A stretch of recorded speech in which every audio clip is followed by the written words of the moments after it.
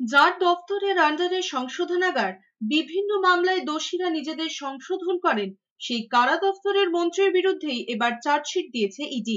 কেন্দ্রীয় তদন্তকারী সংস্থার চার্জশিটের পরে বিচার প্রক্রিয়া শুরুর অনুমতি দিয়েছেন রাজ্যপাল সিভি আনন্দ বোস।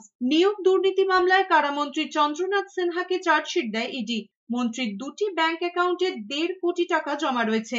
ওই টাকা জমা পড়েছিল 2016 থেকে 21-এর মধ্যে, এমনটাই দাবি ইডির। কিন্তু এই ব্যাংক অ্যাকাউন্টগুলোর বিশদ কোনো তথ্যই দিতে পারেনি মন্ত্রী। তার বাড়িতে উদ্ধার হওয়া 40 লাখ টাকা নিয়েও কিছু জানাতে পারেননি মন্ত্রী চন্দ্রনাথ সিনহা। এর আগে নিয়োগ দুর্নীতি মামলায় রাজ্যের প্রাক্তন শিক্ষামন্ত্রী পার্থ চট্টোপাধ্যায়ের বিরুদ্ধে চার্জশিট জমা পড়েছিল। প্রসঙ্গত, নিয়োগ দুর্নীতি মামলায় গ্রেফতার বহিষ্কৃত তৃণমূল যুবনেতা কুন্তল ঘোষের সঙ্গে আর্থিক লেনদেনের সূত্র ধরেই বোলপুরের তৃণমূল বিধায়ক তথা মন্ত্রী চন্দ্রনাথ সিনহার নাম উঠে আসে।